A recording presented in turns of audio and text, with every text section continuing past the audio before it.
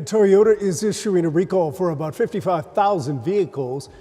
This concerns the 2025 and 2026 Camry, as well as the 26 Corolla cross-hybrid vehicles. Toyota just recalled 18,000 vehicles in 3 weeks. December 16th, 55,000 Camry and Corolla cross-hybrids for inverter bolts that could cause fires. The company, whose North American headquarters is in Plano, says a bolt inside the inverter could come loose. That could lead to a fire when the car is turned on.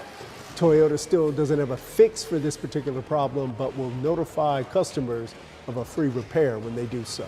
November 6th, 127,000 Tundra, Lexus LX, and GX models for engine debris that could cause total engine failure. Toyota says in some of these vehicles, debris from the manufacturing process may have been left inside the engine. Now, here's the thing. Toyota has not determined a fix yet, but once that fix is identified, vehicle owners should be able to receive a letter by the end of July. And once the owners receive that letter, they can take the vehicle into the Toyota dealership for free repair. And here's the part nobody is talking about. Toyota isn't recalling these vehicles because they found the problems first. They're recalling them because customers are reporting failures. The world's largest automaker, famous for bulletproof reliability, is now issuing massive safety recalls while simultaneously announcing a $9.5 billion loss from tariffs, raising prices 2 to 3 times in 2026, and warning that 2026 will be one of the toughest years the industry has ever faced. Well, Toyota is recalling more than 1 million vehicles because of a problem with backup cameras. Regulators say that the cameras may display a blank or frozen image while in reverse, increasing the risk of a crash. Toyota dealers will fix the issue with a free software update, and owners can expect notification letters by mid-December. This is Toyota, the company that survived the 2010 recall crisis, the company that weathered the 2009 financial collapse, and they're telling you right now that they might not survive 2026. On January 6, 2026, just 4 days ago, Toyota executives acknowledged something unprecedented at CES. They will no longer set pricing benchmarks in the U.S. market. For decades, Toyota served as the pricing anchor. Other automakers followed Toyota's lead. If Toyota held prices steady, competitors couldn't raise theirs. That era just ended. Toyota admitted they're becoming a market follower, reactive instead of proactive. Why? Because 15 to 25% tariffs on imported vehicles destroyed their profit margins. Welcome back. Automakers caught in the crosshairs of the trade war, and that is putting big pressure on a company like Toyota. Right now, my biggest fear is tariffs. We've got to get through this and, get the USMCA ratified in Congress, hopefully by the end of this year. 23% of Toyota's U.S. sales come from vehicles imported from Japan. Another 28% are built in Mexico and Canada. That's 51% of their entire U.S. business exposed to tariffs. Toyota expects to raise prices 2 to 3 times in 2026 just to survive. The company pledged $10 billion over 5 years to expand U.S. production, but their North American factories are already operating near capacity. Output growth is estimated at just 1 to 2%. There's no short-term relief, and customers cannot afford the price increases that are coming. You basically would be increasing the cost of a car between $6,000 and $8,000. Parts are going to be taxed, so therefore even cars that are domestic will go up in price, maybe $1,800. The forecast I've seen from the Center for Auto Research is that perhaps it could cost 2 million vehicles in sales. That's about 700,000 jobs. It's a disaster for the dealers. There's really nothing that you can say that I think is positive about a tariff right now. Back in 1937, the Nazi government commissioned Ferdinand Porsche to design a people's car. The Volkswagen Beetle was born. But in 1933, 4 years earlier, Kiichiro Toyota established Toyota Motor Corporation in Japan. The company's mission was simple: build reliable, affordable vehicles for ordinary people. In 1936, Toyota produced its first passenger car, the Model AA. Production was small, quality was inconsistent, but Toyota learned. After World War II devastated Japan's economy, Toyota nearly went bankrupt in 1950.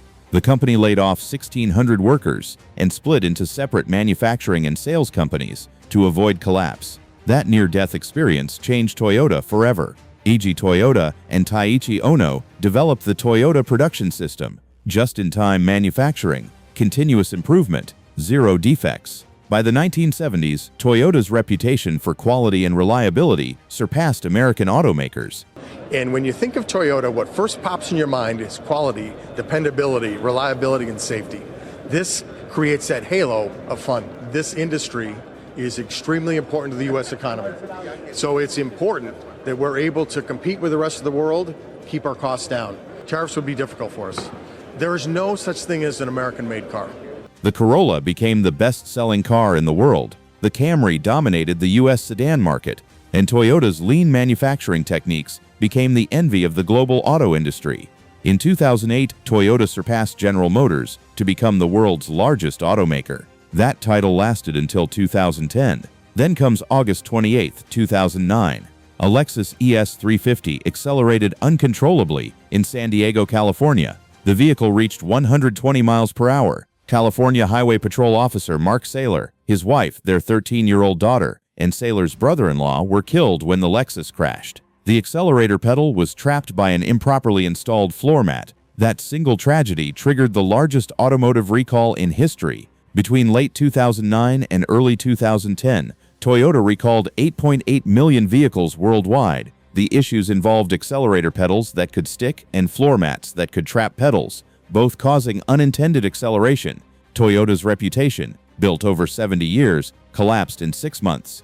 U.S. market share dropped from 17%. The company reported its first operating loss in North America in decades. Lawsuits piled up. In 2012, Toyota settled economic loss claims for over $1.1 billion. Additional settlements for injuries and deaths pushed the total cost above $5 billion, but Toyota survived.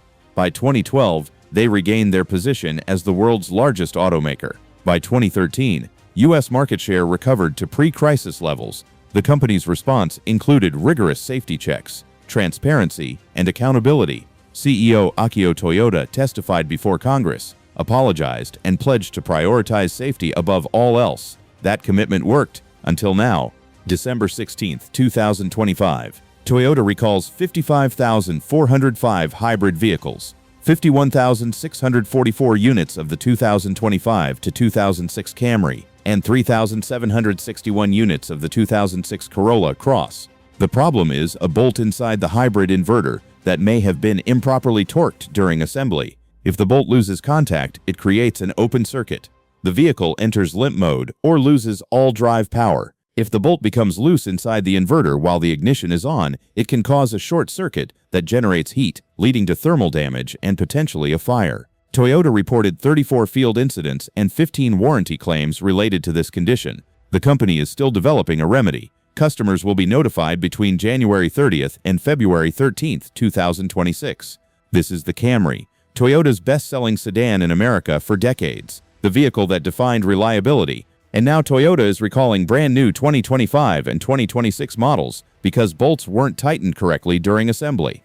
These aren't 10-year-old vehicles with wear and tear. These are cars that rolled off the assembly line in the last 6 months, and they're catching fire. Here's what these recalls tell you. Toyota's quality control collapsed. The twin-turbo V6 engine problem spans 3 model years and 2 separate recalls. Machining debris should never make it into a finished engine. That's manufacturing 101. The hybrid inverter bolt issue affects brand new vehicles built between August and November 2025. That's a 4-month window where nobody at Toyota noticed they weren't torquing bolts correctly.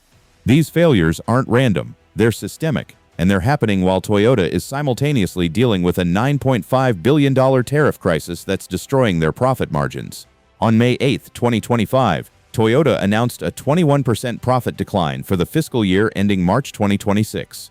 Operating income forecast dropped from 4.8 trillion yen to 3.8 trillion yen. That's $26 billion down from 33 billion. The lower profit was due to a stronger yen, higher material prices, and the impact of tariffs. Then on August 7, 2025, Toyota cut the forecast again. Operating income revised down another 600 billion yen to 3.2 trillion yen. That's 21.7 billion. Toyota ascribed 450 billion yen in losses to U.S. tariffs in just the first quarter. The company's North American business swung to an operating loss of $431 million in Q1, down from a profit of $683 million the year before. Toyota took a $3 billion hit from tariffs in 3 months. The full-year estimate for tariff-related costs stands at 1.4 trillion yen. That's 9.5 billion, and suppliers are feeling the pain too, especially those in the U.S. importing parts from Japan. Here's the human cost. Average transaction prices for new car sales reached $47,104 in December 2025. That's up 1.5% year over year. Less than a decade ago, the average price was under $35,000. Working-class consumers are being priced out of new vehicle ownership entirely. Cox Automotive forecasts U.S. vehicle sales will decline 2.4% to 15.8 million units in 2026. That would be the first year-over-year decline since 2022. Hyundai Executive Chairman Yusun Chung said 2026 will potentially be one of the toughest years the industry has confronted. Toyota's U.S. sales chief David Christ acknowledged that nobody can indefinitely absorb tariff costs without raising retail prices. The situation has created what analysts call a K-shaped market. Wealthier households benefit from stock market gains and continue purchasing. Working-class consumers remain excluded. Some characterize it as a jobless expansion. GDP rises on investment and productivity gains, while the labor market stagnates. Slow job growth dampens household formation and confidence in big-ticket purchases. The weak labor market is a headwind. Stock market gains are a tailwind. But for Toyota, the math doesn't work. General Motors reported a 7% sales decline in Q4 2025. Honda, Hyundai, and Mazda reported similar drops. Toyota posted an 8% increase in Q4 by absorbing tariff expenses and strong demand for entry-level models like the Corolla. But that strategy is unsustainable. Toyota is already implementing what executives call a precision profitability strategy, scaling back production or discontinuing marginal models that fail to meet return targets. Suppliers say the greatest challenge isn't tariffs themselves, it's unpredictability. The planned renegotiation of the U.S.-Mexico-Canada agreement in 2026 has injected uncertainty. Automakers are pulling back on expansion plans, delaying investments, and discontinuing low-margin models. The result is fewer choices for consumers and higher prices for what remains. Toyota has already begun discontinuing models, and the recalls keep coming. So will Toyota shut down? Not immediately. But the trajectory is unmistakable. Companies don't recall 18,000 vehicles in 3 weeks, announce $9.5 billion in tariff losses, cut profit forecasts twice in 4 months, admit they're becoming a market follower instead of a market leader, and raise prices 2 to 3 times in 1 year when things are going well. Toyota survived Dieselgate because they responded with transparency and accountability. They survived the 2009 financial crisis because their balance sheet was strong. But 2026 is different. They're fighting a 3-front war. Quality control failures are destroying consumer trust. Tariffs are destroying profit margins. And price increases are destroying affordability. The world's largest automaker built its reputation on reliability, affordability, and quality, and all three are collapsing simultaneously. Toyota says they're adapting. They say they're investing in U.S. production. They say they're committed to their customers.